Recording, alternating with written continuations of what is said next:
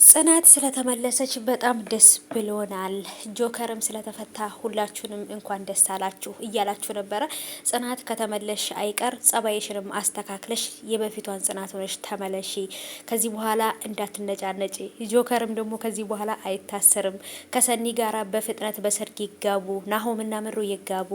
በጣም የብዙዎቻችሁን ሀሳብ እያነበብኩ እያየው ነበረ። በተለይ በጆከር ከእስር ቤት መፈታትና የጽናት ወደዚህ መመለሷ ብዙዎቻችሁን በጣም እንዳስደሰታችሁ ግልጽ ነው። ምክንያቱም በጣም ተጨንቀንበት የነበረው ነገር ይሄ ነገር ስለነበረ ሁለቱም የምንፈልጋቸው ነገሮች ሆነዋል። ከዚህ በኋላም ደግሞ ሰኒ ጋር ተጋብተው ከጆከር ጋር አንድ ላይ ይኖራሉ። ስዊድን ባጠፋው ጥፋት ራሱ ቅጣት ይቀጣል።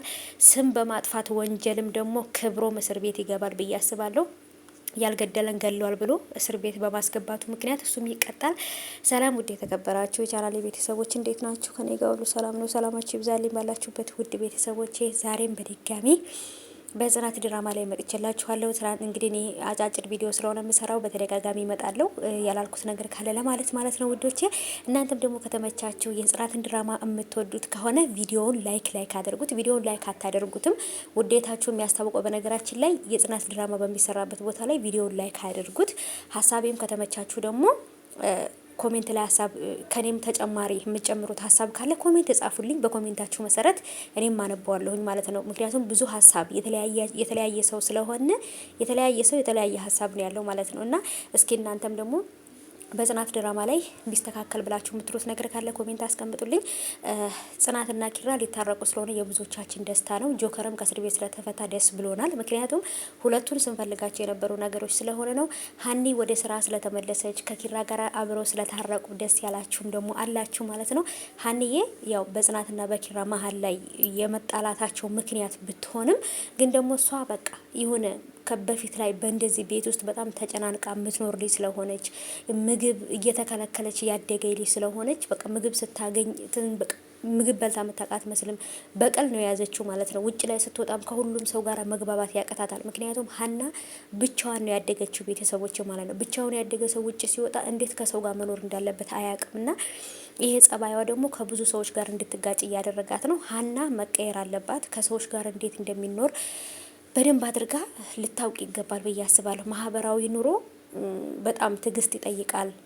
ማውራት የሌለብንና ማውራት ያለብንን ነገር ለይተን ማወቅ አለብን። ማህበራዊ ኑሮ ከሰው ጋር ስትኖሩ ከባድ ነው ብዬ ነው የማስበውና ናሆማም እያረገ ያለው ነገር ከበፊት ፍቅረኛ ጋር ከእሌኒ ጋር ይሄን ነገር በደንብ ማቆም አለበት። የተፈጠረው ነገር ለምህሩ ይንገራት። ይሄ ነገር ተፈጥሮ መንገድ ላይ አግኝቻት ነበረ ገንዘብ ሰጥቻታለሁ ብሎ ሁሉ ነገር ለምሩ መናገር አለበት። ምክንያቱም ሄዊ እንዳየችው ምህሩ ብታየው የመጨረሻቸው ነው የሚሆነው ማለት ነው። እሌኒ የምትፈልገው ምህሩንና ናሆምን ማለያየት ስለሆነ ናሆም ደግሞ ያ ነገር እንዲሳካላት እያደረገ ነው ማለት ነው። ስለዚህ በደንብ ሊጠነቀቅ ይገባል። ጆከርም ከዚህ በኋላ የተፈጠረው ነገር ወደ ኋላ ትቶ ስዊድ እንዳልሞተ ሰኒ ነግረዋለች። ያም ሁሉ ነገር አልፎ ሰኒና ጆከር የእውነት በሰርግ ድል ባለ ሰርግ እህቷ ራኬብ ትድራታለች፣ ይጋባሉ ከጆከር ጋራ። ሁለት ሰው ነው አሁን እየጠበቅኩ ያለሁት ናሆምና ምሩ በሰርግ እንዲጋቡና ሰኒና ጆከርም ደግሞ በሰርግ እንዲጋቡ ነው የምንፈልገው ማለት ነው። እንግዲህ በጉጉት እንጠብቃለን እውነት ለመናገር እና ጽናት ወደ ኪራ ስትመጣ ኪራ የሚያሳየውን ሪያክሽን ማየት ፈልጋለሁ ማለት ነው። በነገራችን ላይ ትናንት ነገ ማለት ነው ነገ ይለቀቃል። ዛሬ ሊለቀቅም ላይለቀቅም ይችላል፣ እርግጠኛ አይደለሁም። ግን ዛሬ ካልተለቀቀ ኦሬዲ ነገ በተለመደው ሰዓት በጉጉት ጠብቁ። ጽናትና ኪራን የናሆም አባት ናሆማና ቅዱሴ ተሰባስበው ሁለቱን ያስታርቋቸዋል።